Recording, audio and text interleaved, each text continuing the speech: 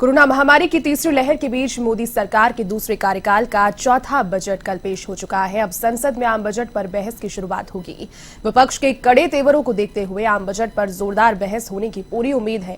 सूत्रों की माने तो प्रधानमंत्री मोदी आम बजट पर 8 फरवरी और वित्त मंत्री निर्मला सीतारमण इस पर 11 फरवरी को राज्यसभा में जवाब दे सकती हैं। विपक्ष ने इस बजट को किसान विरोधी और आम आदमी से कोसों दूर रहने वाला बजट बताया है, तो वहीं प्रधानमंत्री मोदी सहित बीजेपी के कई नेताओं ने इसे देश के विकास का बजट करार दिया है। तो वहीं आज 3 बजे केंद्रीय कैबिनेट की मीटिंग भी होगी, जिसमें केंद्रीय कर्मचारियों के रुके हुए डीए एरियर पर फैसला हो सकता है। तो दूसरे कार्यकाल का चौथा बजट कल पेश कर दिया गया और जिस तरीके से बजट को कहा गया कि मात्र 1 साल का बजट नहीं बल्कि अगले 25 साल का एक ब्लूप्रिंट है ये, इस पर आज विपक्ष लगातार बहस के जो मूड में कल से नजर आ रहा है, अपनी प्रतिक्रियाओं के माध्यम से आज खुले तौर पर सामने आएगा। बजट पर आज संसद में चर्चा होगी और जिस तरीके से प्रतिक्रियाएं विपक्ष की ओर से सामने आ रही है, ये अंदाजा लगाया जा रहा है कि काफी हंगामेदार आज का सेशन हो सकता है। साथ ही 3 बजे केंद्रीय कैबिनेट की मीटिंग भी होगी।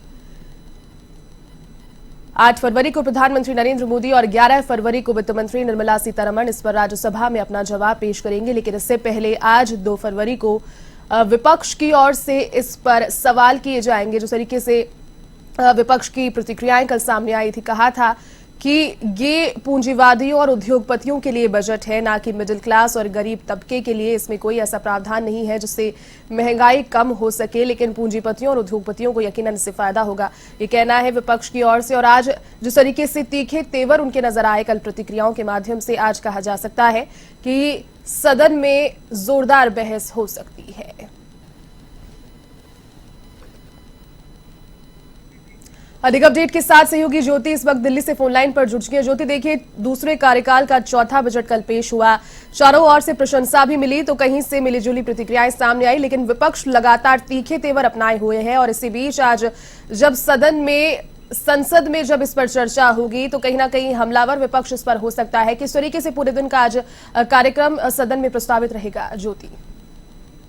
बिल्कुल, देखिए अगर हम कोरोना संकट के बीच में आम बजट की बात करें तो वो कल निर्मला सीतारमण पेश कर चुकी हैं, लेकिन इन सब के बावजूद भी जिस तरीके से केंद्र सरकार ने कहा कि ये इस साल का बजट जो है वो मोर इंफ्रास्ट्रक्चर, मोर विकास को लेकर है, लेकिन जिस तरीके से मोर इंफ्रास्ट्रक्चर को लेकर विकास की बात कर रहे हैं केंद्र सरकार, लेकिन आम जनता को देखें तो अभी भी ऐसा लग रहा है कि आम जनता को इससे और भी ज्यादा उम्मीद थी। लेकिन वहीं केंद्र सरकार और विपक्ष के बीच की अगर हम बात करें तो कहीं ना कहीं खींचातानी जो है वो आज के दिन भी वहां पर दिखाई दे सकती है, क्योंकि आम बजट की बात करते हुए केंद्र सरकार दिखाई दे रही है, लेकिन विपक्ष ने साफ तौर पर कह दिया है कि ये आम बजट, बेशक इसका नाम दिया गया हो, लेकिन ये आम बजट नहीं है। इसमें आम जनता के लिए कुछ नहीं है, बेरोजगारी की बात नहीं की गई है, इसमें किसानों के लिए कुछ नहीं है, इसमें गरीबों के लिए कुछ नहीं है, इसमें गृहिणियों के लिए कुछ नहीं है। तो देखिए विपक्ष के बीच में और केंद्र सरकार के बीच में आज जो है वो काफी गर्मा गर्मी वाला माहौल रह सकता है। और वहीं देखिए अगर हम बात करें राहुल गांधी की, तो राहुल गांधी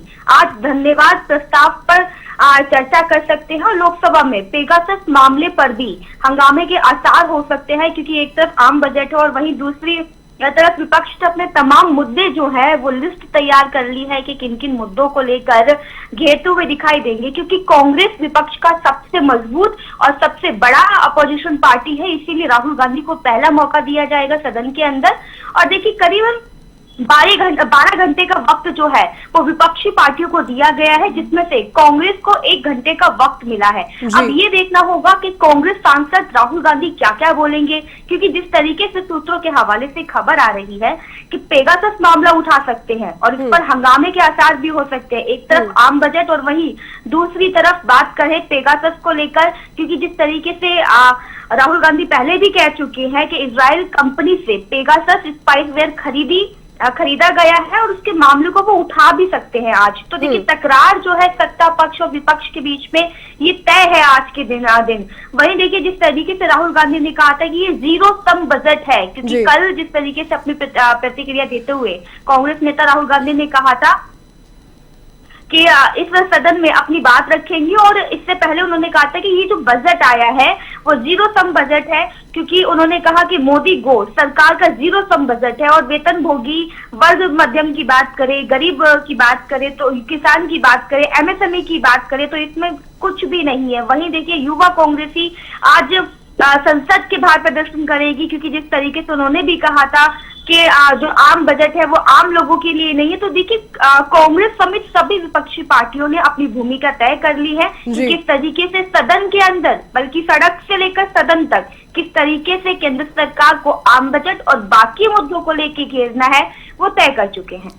ज्योति, इसके अलावा कल इस मीडिया ब्रीफिंग के दौरान जब कांग्रेस ने मीडिया ब्रीफिंग की, प्रेस कॉन्फ्रेंस की और बताया कि कौन सी ऐसी कमियां हैं जो कि इस बजट में बताई गई है, खुद वित्त मंत्री, जो पूर्व वित्त मंत्री थे फॉर्मर पी चिदम्बरम, वो जुड़े और उनके पास अपना एक अलग ब्यौरा था। उससे पहले परसों भी कांग्रेस ने प्रेस कॉन्फ्रेंस की थी जिसमें पेगासस पर उन्होंने बात की। तो लगातार ब्यौरे के माध्यम से एक लिस्ट कनेक्ट की हुई है और एक जो व्यूअर्स हैं, मीडिया है, उनको बताते भी हैं लगातार। तो क्या इस ब्यौरा का कोई जवाब यहाँ पर आज ब्यौरा के माध्यम से ही दिया जाएगा केंद्रीय सरकार की ओर से? बिल्कुल, देखिए ये सदन के अंदर जिस तरीके से खींचातानी सत्ता पक्ष और विपक्ष के बीच में दिखाई दे दी, और कल खुद पूर्व वित्त मंत्री पी चिदम्बरम ने ब्यूरो देते हुए बताया भी कि जब उनकी सरकार केंद्र में थी तब इससे ज्यादा कमियां जो है उनके बजट में नहीं दिखाई दी। लेकिन इस साल की बजट की बात करें, क्योंकि कोरोना संकट है, ऐसे में किसानों के लिए बहुत कुछ करना चाहिए था, गरीबों के लिए करना चाहिए था, लेकिन इस साल सिर्फ महज कुछ ही आंकड़े बढ़ाकर कहा जा रहा है कि रोजगार 60 लाख रोजगार देंगे, 80 लाख घर बनवाए जाएंगे। तो लेकिन इन सब के बावजूद भी जो देना चाहिए था उन मध्यम वर्ग के परिवारों के लिए कुछ नहीं दिया गया। तो देखिए अब आंकड़े लेकर विपक्षी पार्टियां जाएंगी सदन के अंदर, लेकिन ये देखना होगा कि केंद्र सरकार किन किन सवालों के जवाब देती है सदन के अंदर। बिल्कुल। और ज्योति, कल जिस तरीके से बजट भाषण भी उनका रहा, कहा जा रहा था कि निर्मला सीतारमण हर बार जैसे एक लंबा चौड़ा बजट भाषण देती है, कल उन्होंने उसको थोड़ा छोटा किया, 91 मिनट का उनका बजट भाषण रहा। लेकिन बजट के बाद में जो एक शब्द था, एक उनका सेंटेंस था, वो कल मीडिया में छाया रहा, शाम को कई चैनल्स पर चर्चा का विषय भी बना। कहा कि मात्र 1 वर्ष का बजट नहीं बल्कि आगामी 25 वर्ष का एक ब्लूप्रिंट है। ये विपक्ष से ले रहा है इस तरीके से कि ओवर कॉन्फिडेंट है सरकार, उन्हें लग रहा है कि आने वाले कुछ साल तक लगातार भारतीय जनता पार्टी ही रहेगी। और भारतीय जनता पार्टी के नेता इसे इस कर करके प्रेस कर रहे हैं कि दूरदर्शी एक सोच है प्रधानमंत्री नरेंद्र मोदी की।